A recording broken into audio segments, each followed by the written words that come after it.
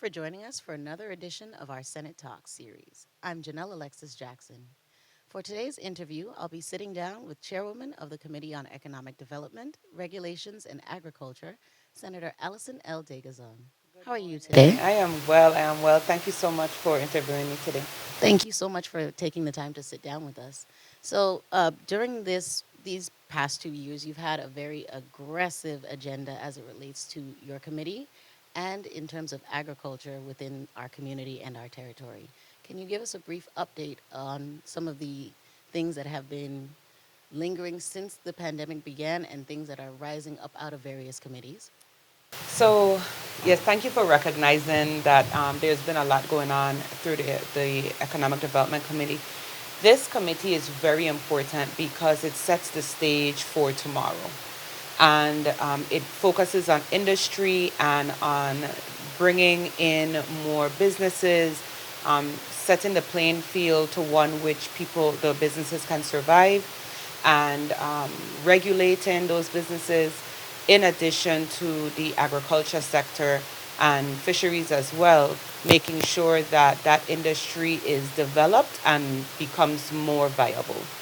So we have a lot going on since we've had a lot of momentum since we entered this pandemic stage with the COVID. I did not sway at all away from the agenda. I remained focused. While we were not able to have meetings, committee official meetings, we still had our briefings going on. We meaning my colleagues, the other senators, we remained diligent. We all stayed on top of our committees. And for me, I made sure that I was in touch with each of the commissioners for which I have oversight. Right now, we have a lot going on with agriculture. I pushed an initiative. Originally, I proposed it as a bill, but due to the COVID funding, it made specific funds available to help the farmers as far as offering a local stimulus. So the Department of Agriculture and my office have been working diligently over the past few weeks in coming up with the requirements and the rules behind who can qualify for this local stimulus that we're going to be giving out very soon. So the farmers can expect to receive a check, and we're coming up with the rules, which, for example, you have to been a licensed farmer for 2 years, and some production requirements as well.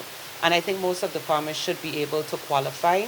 And it will also give us an opportunity to push that you need to register, you need to license, you need to stay on top of your paperwork so that we can justify why you need a stimulus. We can't give a stimulus to someone who has not registered their farm or someone who has not been producing. Then we can't justify the giving away of those funds, because then it's for naught. As it pertains to paperwork and as it pertains to initiatives, you have to show documentation. So that's one thing that we've been working on. We also know that we're hearing that this may be a dry season, even though it's been predicted that we should be having an active hurricane season. It means that the farmers, livestock farmers, fishermen, we need to be alert and we need to be diligent. And what we're doing in that capacity is making sure that the farmers, the fishermen, the livestock producers, that they know what they need to do to maintain their pasture, maintain their farm, what resources are available in the event that we do in fact have a dry season. So I've been dealing with that over the past few weeks, mitigation, and it allows me to see what legislation or what challenges that the industry is having, and I'm going to call it an industry, the agriculture industry is having, so that I can stay ahead of the game and in contact. As it pertains to economic development, this is just a perfect opportunity to set the stage and to wave the flag to let the world know that we are in fact open for business. I spoke with my team yesterday, and I'm going to be proposing a package for people that closed their businesses away due to the COVID, to entice them to come to the Virgin Islands and consider here as their next the place for their business. So I'm going to work on that. Right now, it's about generating revenue. We heard the governor's financial team mention that we have $150 million shortfall. Well, guess what? The senators, the finance committee, we're going to be the ones that's going to have to figure this thing out and decide how we're going to function with less money and still be able to provide the services that are needed throughout our community. So, out of my committee, I want to push revenue generating Initiatives. initiatives and measures. My colleagues and I sat yesterday for almost 4 hours. In fact, it was 4 hours because we got off the phone at 4, started at 1, on prioritizing our bills. So all 15 senators, I think it was about 13 of us, were on the line, and we were prioritizing our measures and seeing how we can merge our measures with each other. So, for example, Senator Francis and I proposed a waste management council to give that technical expertise to develop a specific plan for implementation by the Waste Management Board. But Senator Blyden has a bill, for example, that talks about source separation, which is in fact advancing the infrastructure for waste management. So through that conversation, we're able to come together on our bills. Also, we have the WAPA PSC bill, for example. Very important. WAPA remains on our desk. We have never had a meeting and not discussed WAPA or GRS. So we want to push a comprehensive bill. So I have a bill to establish a full-time PSC, and many of the other colleagues have different pieces. So we're putting that together right now so that we can come up with a comprehensive bill to deal with the WAPA woes that we've been trying to manage. In addition, as it pertains to economic development, yesterday we heard of a lot of revenue generating ideas. And if it's not right now about generating revenue, I don't think it's a priority. And if it's not about bread and butter issues to help our residents save money or to maximize their paychecks, then I just think that it's not a priority. And I must commend the Senate President on the vision to make sure those bills that legal will be focusing on are revenue generating, WAPA related, GRS related, because these are the concerns that we really have. Yesterday, I had a conversation. Should I No, continue? Oh, okay. continue. Yesterday, I had a conversation with Darrell Griffith for VI Housing Finance Authority. I am still getting calls from subcontractors who have not been paid, and that is a very vexing issue that I I've personalized it now. So I want to make sure that we're not paying Aptim and AECOM, and they are not trickling that money down to our subcontractors. So every day I make calls about that. I'm trying to figure out who has gotten paid, who's owed, and when they can expect to get some relief. Again, that's economic development, because these are small businesses that if they don't survive, it hurts us because they pay taxes. When they earn money, that's how we generate revenue, and that in fact will help us with that $150 million deficit that we have to deal with. Another bill that I have is my Prompt Payment Act. It's the Government Prompt Payment Act. What we find is that our vendors it takes forever for them to be paid.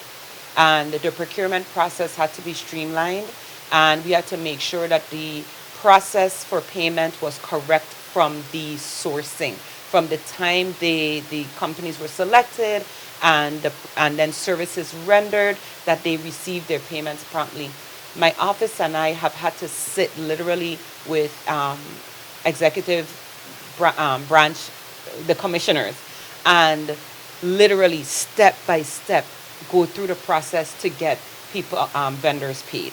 So I'm proud that because of that initiative, that bill, we're able to get people paid.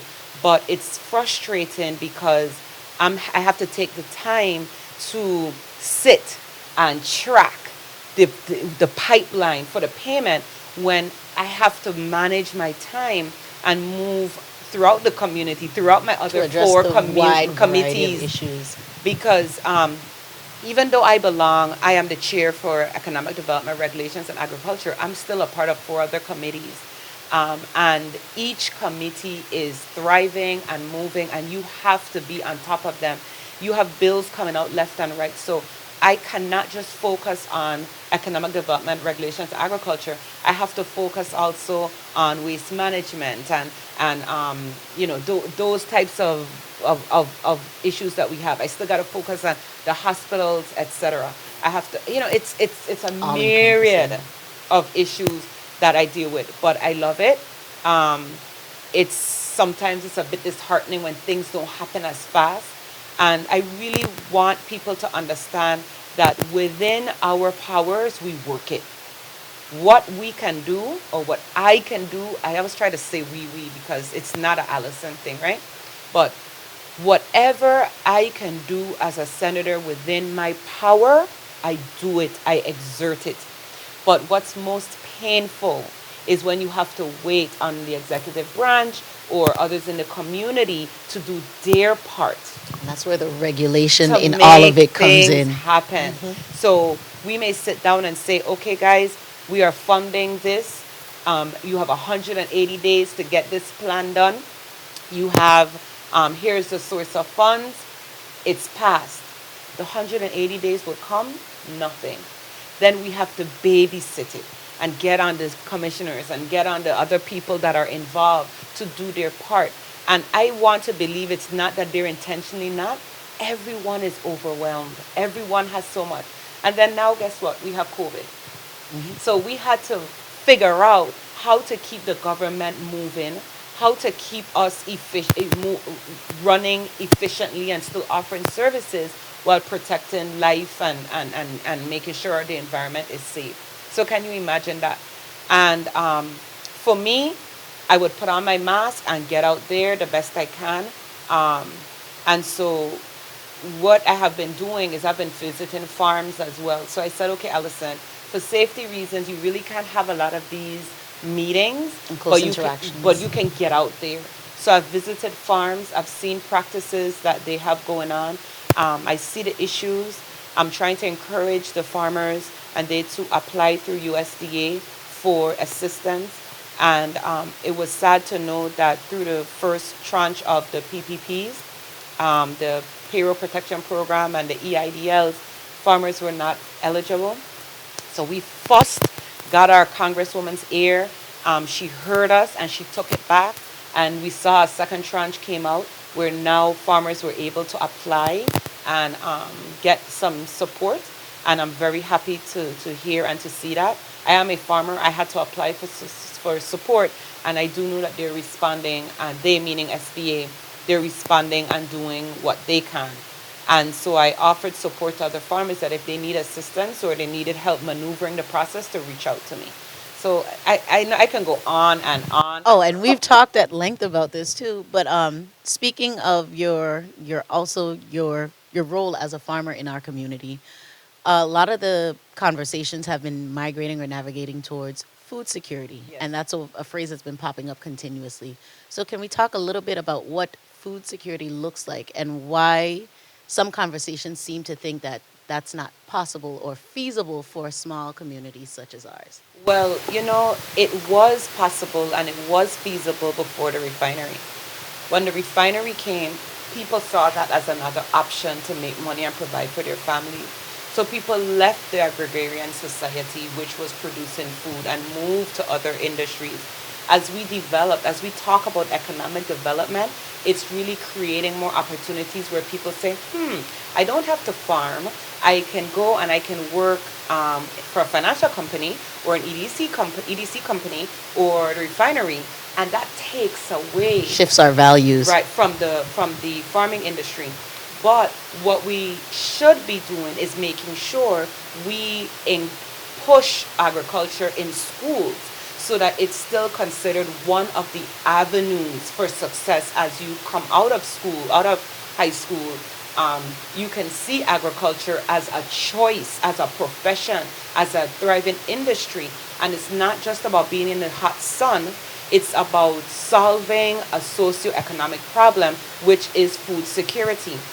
Engineers, biologists, Mm-hmm. teachers. They're all needed in the agriculture industry, and they're not paid any less. So if people research, they'll see that people that are involved in agriculture do live very comfortable lives. So as it pertains to food security, I focus on infrastructure, water. That's why my three bills for agriculture was about stormwater management, so that these livestock farmers can have sources of water. You see, now we're talking about a possible drought. This is why the bill that I pushed was so important. If once they develop that stormwater management plan, water that runs into the street, into the ocean, into our neighborhoods, and are destroying the roads, now would be Channeled. channeled to reservoirs, the dams, etc., ponds, so that farm for agriculture use. So when we have our droughts, etc., we would be ahead of the game, because we would have caught water that we would have lost. So that's really important, and that pushes food security, food sustainability, because we're able to mitigate what would hurt our water supply. Another bill that's law now, it's the well management program bill, and we pushed that bill. It came out of my office. That's very important, because we have no clue what our aquifer or water capacity is. We have no idea what type of contamination came from the refinery, or is there sewage contamination taking place. So this forces, mandates the Department of Agriculture and Department of Natural Resources to get someone, RFP, get an agency to measure, study our aquifers to see what's really going on. The second phase of that bill would be to help farmers who have wells to figure out why they're not pumping, why they're not getting enough water, what's the issues with their wells, and for those that don't have wells, to be able to get wells if it allows. I went to Tobago. The few trips I went on since being a senator was to the Caribbean, and it's because I just didn't feel going to the mainland gives me the solutions that we The full need. picture. I need to look at what people that's fighting with the same issues that we have, how they're solving it. And Tobago, that's where I got the idea for that well program. They dealt with their aquifers, and then they ran pipes from their aquifers to the most productive farms who did not have water first, and they watch production records to see where they extended the water out. So you can't just say, oh, I want water, but you're not producing. You have to be on point with the vision of their Department of Agriculture, their Ministry of Agriculture, to be able to tap into water, because they don't have time for nonsense, and they don't have time to wait for you as a farmer to get yourself together. They want to see that you're working, and then they jump on. So this is why, for me, food security, food sustainability, you have to start with infrastructure first. So next now, it would be making the Department of Agriculture more robust. So what we did, Senator Francis and I came up with a bill where we increased agriculture budget, and it's now the highest it has ever been. So you can't have a good seedling program, you can't do land preparation, you can't offer technical the pest management if you don't have capacity. So giving the Department of Agriculture more money gave them the capacity to build and become the type of department that can give the support to the farmers. So it's not something they're going to see right away. It takes Long term. time, and that's why I start with long term and the short term. The initiatives are giving them the stimulus. Short term, making sure that there's a conference. This is Senator James's bill that we worked on together. A conference to exchange information throughout the Caribbean. We are well respected throughout the Caribbean for farming. Believe it or not, people don't realize that. Our aquaponics and hydroponic program is Cutting edge. yes, but it's closed right now. But you would not believe how many islands, their programs are thriving based on what we taught them.